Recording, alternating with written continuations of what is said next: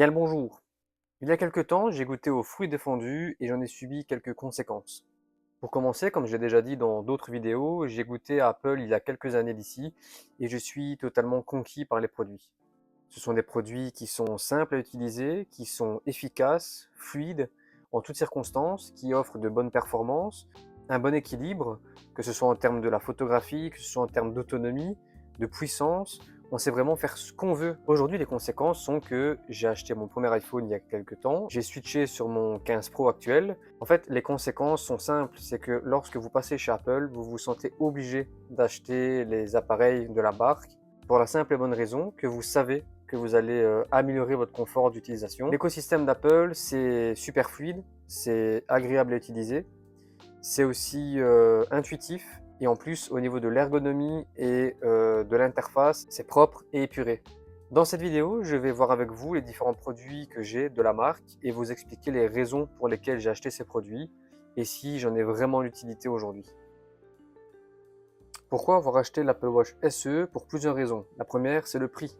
Le prix de la montre SE est souvent bien moins cher que les autres modèles, alors qu'au final, il n'y a pas grande différence, si ce n'est quelques capteurs, certaines fonctionnalités liées à l'écran, comme le fait d'avoir la possibilité d'avoir toujours l'écran affiché sur la montre.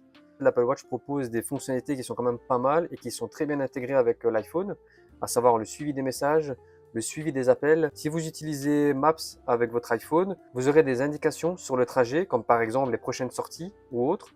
Et en fait, cela va se produire par des petites vibrations haptiques au niveau du poignet, qui sont très agréables, qui sont pas trop intrusifs en fait.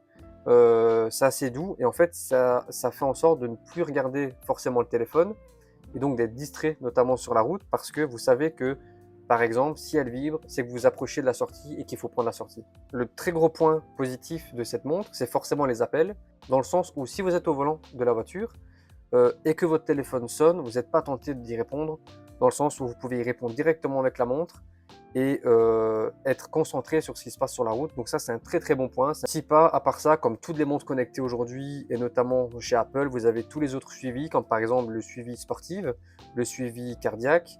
Vous avez le suivi de sommeil aussi. Le cycle de sommeil, ça va calculer votre taux de pulsation cardiaque avec le taux de respiration, c'est une simulation. Et en fait, ça va établir un certain schéma pour voir si vous avez un bon sommeil ou non. Et ça va établir aussi vos phases de sommeil. Donc ça peut être un bon point si vous avez des troubles du sommeil et que vous et que vous avez envie de voir ce qui se passe. Bah, chez un médecin, en fait, c'est tout à fait recevable si vous allez avec votre fiche médicale. Parce que oui, chez Apple, vous avez votre fiche médicale que vous pouvez créer dans vos contacts. Ça peut être utile si un jour vous êtes hospitalisé et que vous êtes seul, par exemple. Bah, les personnes qui prennent en charge votre téléphone ou votre montre peuvent avoir accès à votre fiche médicale. Donc ça, c'est pas mal. Est-ce que c'est indispensable? Non. Est-ce que c'est utile à avoir et à utiliser? Oui, moi je recommande cette montre, que ce soit la SE ou d'autres montres forcément. Mais voilà, moi je valide cette montre. D'ailleurs, je la remets à mon poignet. La raison pour laquelle j'ai acheté un iPad est toute simple, c'est que j'avais envie d'une tablette pour consulter les réseaux, pour consulter des médias vidéo. Et pour ce modèle, j'ai fait le choix d'acheter l'iPad 9. Ma première vidéo Facecam a été entièrement montée sur cet iPad de 9e génération. Pourquoi avoir choisi cet iPad de 9e génération? La réponse est simple, en fait, c'est comme pour l'Apple Watch. C'est-à-dire que j'ai choisi cet iPad pour plusieurs critères. Le premier, forcément, c'est le prix. Pour son design, parce que un peu ce côté nostalgique avec l'ancien design, avec Touch ID. Et la troisième raison, la plus importante, c'est l'utilisation que j'allais en avoir. J'allais pas faire des tâches trop gourmandes dessus, j'allais consulter mes réseaux, utiliser YouTube, Twitch. En fait, à part ça, je fais la même chose que sur mon iPhone, sur un écran plus grand et une batterie plus grande. Et donc, ça améliore mon confort d'utilisation. Donc, voilà pourquoi j'ai choisi cet iPad-là. Est-ce que je recommande cet iPad et est-ce qu'il est utile? Alors, est-ce que je le recommande? Forcément, parce que c'est un très bon produit. C'est un produit Apple, donc vous avez l'écosystème qui va avec. La transition de ce que vous faites de vos appareils à un autre. Donc ça, je valide forcément. Et voilà les amis, c'est tout pour cette vidéo. J'avais envie de vous donner un petit peu mon avis sur les différents appareils que j'ai de la marque. Si vous avez aimé cette vidéo, n'hésitez pas à laisser un j'aime, ça fait plaisir.